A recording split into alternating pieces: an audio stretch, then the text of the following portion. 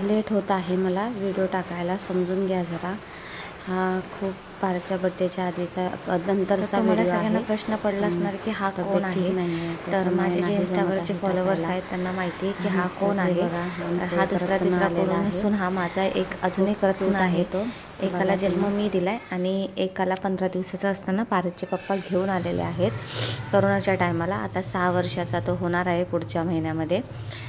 आणि हा व्हिडिओ आहे पारसच्या बड्डेच्या दुसऱ्या दिवशीचा, म्हणजे 14 तारखेचा. तर पारसचे पप्पा त्याला रात्री घेऊन आले होते 4 वाजता.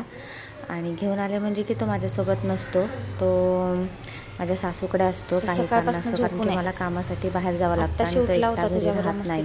तो जास्तीत जास्त 15 ते 20 मिनटं घरामध्ये एकटा राहू शकतो, त्याच्या पलीकडे तो राहत नाही. कारण की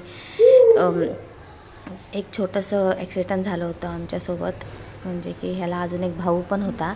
आम्ही 2 डॉगी होते माझ्याकडे. फॅन लावतो. तर हा आजारी पडला होता 6 महिन्याचा असताना. तर ह्याचंच इन्फेक्शन त्याला झालं. ॲक्च्युली आम्ही डॉक्टरकडे नेलं होतं. आम्ही एक दिवससुद्धा असं राहत नाही, हा आजारी पडला की लगेच डॉक्टरकडे त्याला घेऊन जातो. तर ते दोघं सोबत असायचे ना, त्याच्यामुळे हा तर बरा झाला. एवढा आजारी होता की ह्याला उचलूनच घेऊन जावं लागायचं आम्हाला बाहेर किंवा खाली वरती, असं बाहेर उचलून घेऊन जायचं, इतकं त्याला अशक्तपणा होता. आणि ह्याचंच इन्फेक्शन त्याला लागलं. आणि पहाटे 25 डिसेंबरला पहाटे त्याला उलट्या वगैरे झाल्या होत्या. तर आम्ही लगेच डॉक्टरांना फोन केला.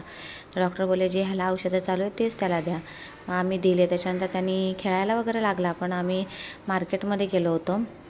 तर आल्यानंतर आम्ही बघितलं, काहीतरी अर्धा 1 तासासाठी आम्ही मार्केटमध्ये गेलो होतो. आल्यावरती बघितलं तर तो असं एकदम पडलेला आणि डोळे उघडे होते, हालचाल वगैरे चालू होती त्याची, पण जसं त्याने आम्हाला बघितलं तसे डोळे बंद केले. त्या दिवसापासून मी ह्याला म्हणजे बाहेर जाताना आम्ही त्याला सोबतच घेऊन जातो. मग कुठेही जाऊ दे, आम्ही गावाला जरी जातो तरी आम्ही सोबत घेऊन जातो त्याला. त्याच्यामुळे त्या दिवसापासून त्याची सवय जी तुटली, मग तो एकटा नाही राहत. फक्त त्याला मी जर सांगून गेली की मी आली, पारसला सोडून आली ट्यूशनला, शाळेला, तर तो राहतो. तेवढ्या वेळामध्ये तो राहतो, त्याच्यापेक्षा जास्त नाही राहत, कारण तो रडायला लागतो. आणि मग आम्ही कसं इथे रेंटने राहते, इकडचे सोसायटीतले लोक चांगले नाही आहेत, त्याच्यामुळे प्रॉब्लेम होतो. आणि खूप नाटकी आहे, खूप नौटंकी. आता पारस त्याला काहीही करत नाही, पण मी त्याला विचारते की तू का नाराज आहे, पारसने तुला मारलं का? मी कामाला गेली होती, तर तो पारस जवळ होता. तर तो शेपूट हलवून मला सांगतो हो म्हणून मारलं पारसने मला. तर तो असं लहान मुलासारखा आहे तो, की त्याला असं वाटतं की माझ्यावरती पण तिनं प्रेम केलं पाहिजे, माझ्याकडे पण बघितलं पाहिजे असं. आणि तो खूप क्यूट आहे. आता हे बघा, रात्री आम्ही फिरत होतो, मी त्याला घेऊन फिरत होती. आणि तो खूप समजूतदार आहे, खूप समजतं त्याला, सगळं बोललेलं कळतं. त्याचा कुठल्याच गोष्टीचा त्रास नाही आहे. फक्त तो राहत नाही एवढंच एकटा, बाकी काही नाही आहे त्याचा प्रॉब्लेम. आणि त्याला शिशू काही आलं तरी तो स्वतःहून सांगतो आम्हाला. सांगतो म्हणजे की त्याला बोलायला येत नाही, पण तो दरवाजाजवळ जातो की समजायचं की ह्याला काहीतरी होत आहे. आणि आता बघा ह्याची नौटंकी कशी चालू आहे. ह्याला दूध तर प्यायचं असतं, पण तो मला खूप मस्का मारायला लावतो, खूप म्हणजे खूप. त्याला बाबू, पिल्लू, सोनू, पारस येईल असं तसं करून त्याला दूध पाजायला लागतं. म्हणजे असं त्याच्याजवळ नेऊन ठेवलं ना तर तो कसंच खाणार नाही.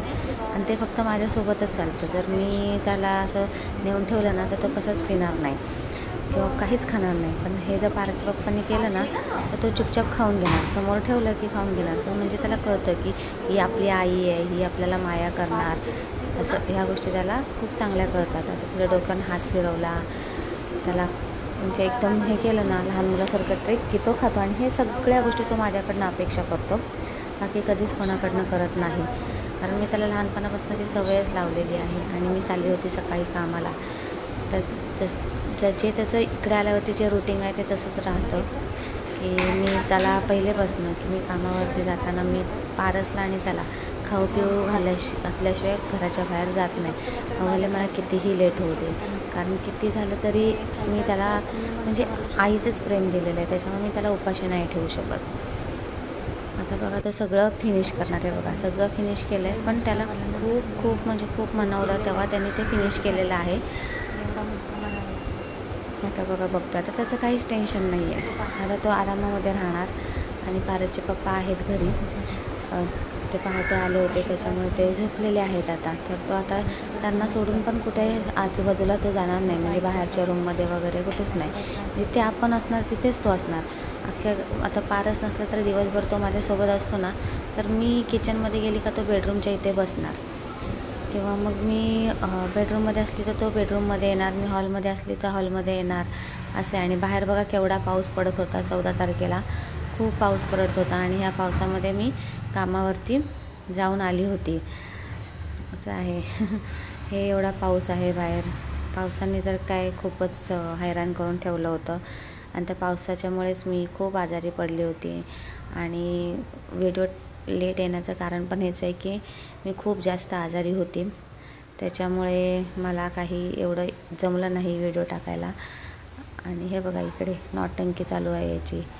हे बघा जिथे पारस बसला आहे तिथेच तो बसला आहे. पारस आणि त्याचं 1 मिनिट पण पटत नाही आणि चाललं आहे त्याचं आता. त्याला आंघोळ घालायची आहे, त्याच्यामुळे पारसचे पप्पा त्याला मनवत होते. आणि त्याला आंघोळ करायला अजिबात आवडत नाही. आणि आम्ही त्याला पाणीसुद्धा गरमच, एकदम कडक पाणी, जसं लहान मुलांना कसं देतो तसंच त्यालाही आम्ही हे करतो. त्याला उचलून घेऊन गेले होते आंघोळ करायला. त्याला अजिबात आवडत नाही आंघोळ करायला, त्याला थंडी वाजते.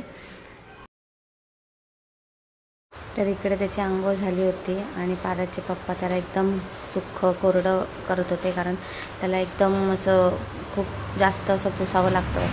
जर ते ओला राहिला नाही की त्याचे केस वगैरे जाण्याची शक्यता असते, त्याच्यामुळे एकदम कोरडं करावं लागतं त्यांचं अंग. आणि इकडे बघा आता मी ह्याला पुसत होती, त्याच्या कानाबिनामध्ये लहान बाळासारखंच आहे त्याचं, सेम आपलं लहान मुलाचं त्याचे कसे तळवे बिळवे पुसतो तसंच त्याचं असतं. तर बघा त्याला कळतं आहे, ज्याला सांगत आहे तर त्याला सगळ्या गोष्टी करतात. आणि तो स्वतःहून सगळं अंग पुसवून देणार, हलणार नाही, काय नाही, व्यवस्थित हे करतो तो, असं हे नाही करत कोणत्या गोष्टीसाठी. असं सगळं आहे. एक वेळ तुम्ही प्राण्यांना जीव लावा पण माणसाला लावू नका. तो कितीही कुठेही राहिला ना तरी तो कधीच मला विसरत नाही, कारण मी त्याला खूप म्हणजे खूप लहान मुलासारखं सांभाळलेलं आहे की त्याचं आजारपण, त्याचं दुखणं, त्याच्या सगळ्या गोष्टी काढली. इव्हन की त्याचं खूप मोठं ॲक्सिडेंट झालं होतं, खूप मोठं, की त्याची 24 तासाचीच गॅरंटी होती.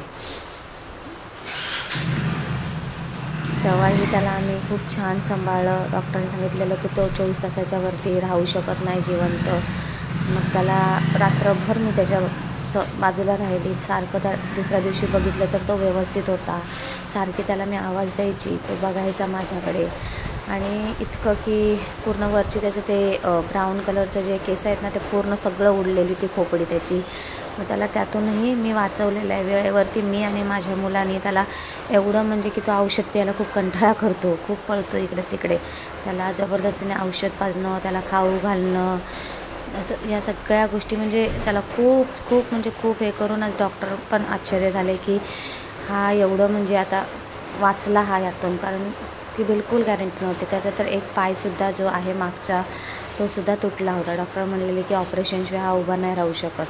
पण त्याला मी काय करायची, खाली घेऊन गेली ना फिरायला की सरळ त्याची साखळी सोडायची आणि मग तो पळायचा इकडे तिकडे. असं पळून पळून त्याची पूर्ण हे जे हड्डी जी तुटली होती ती जॉईन झाली आपोआप. आणि आज तो इतका पळतो की कोण म्हणणार नाही की हाच तो गोलू आहे ज्याचं ॲक्सिडेंट झालं होतं. इकडे पारस बघा त्याला कसा सतवतो आहे आणि तो म्हणतो मला सोड. त्याला जेवायचं होतं आणि मी त्याला बोलतो ती चल जेवायला, आणि पारस त्याला सोडत नव्हता. आणि तो कधीच लहान मुलांनाही काही कधी करत नाही, किंवा असं पारसला पण खूप म्हणजे खूप त्याची आवड आहे. पारस जास्त वेळ नाही त्याला बघत, पण पारसलाही तो खूप आवडतो. आणि पारससाठीच आम्ही त्याला खरं तर घेऊन आलो होतो, की ह्याला आम्ही आणलं होतं करोनामध्ये, की भल्याभल्यांच्या तोंडाचं पाणी गेलं होतं. आम्हालाही आमच्या घरातले बोलले होते की कशाला आणलं, त्याचे खूप खर्च आहे, असं आहे तसं आहे, भरपूर बोलले होते. पण देवाच्या कृपेने तेव्हा मी स्वतःच घरातून माझी इन्कम 30 ते 40 हजार होती आणि ते त्याच्याच पायगुणामुळे सगळं व्यवस्थित झालेलं आहे. शेवटी कुत्रा हा खंडोबाचा अवतार आहे, तर त्याच्या पायगुणाने आम्हाला काहीही कमी नव्हतं. आम्ही घरात राहून चांगलं म्हणतात ना की आता ज्या गोष्टी खाऊ शकत नाही ते तेव्हा खात होतो. करोनामध्ये खूप एन्जॉय केलं. आणि एक नाही तर आमच्या इथं 2 बाळं आले होते त्या टायमाला, आणि खूप छोटेसे होते. तुम्हाला मी त्यांचे फोटो पुढे टाकून तुम्हाला कळेल. आणि खूप गोंडस बाळ आहे माझं हे, खूप म्हणजे खूप, आणि खूप जीव लावतो, खूप म्हणजे खूप जीव लावतो. त्याच्यामुळे असं की नाही राहता येत त्याच्याशिवाय, पण काय करणार, मजबुरी आहे. नाही कमवलं तर आपल्याला खायला तरी कोण घालणार आहे. ते बघा कसं त्याचा जो मागचा पाय आहे ना जरासं त्याने उचलला आहे बघा, तो मध्ये मध्ये उचलतो असा वरती, कारण शेवटी तुटलेला होता ना त्याचा पाय. इतका धावतो आणि कुठून कुठून वरून वरून उड्या मारतो ना का काही विचारायलाच नको.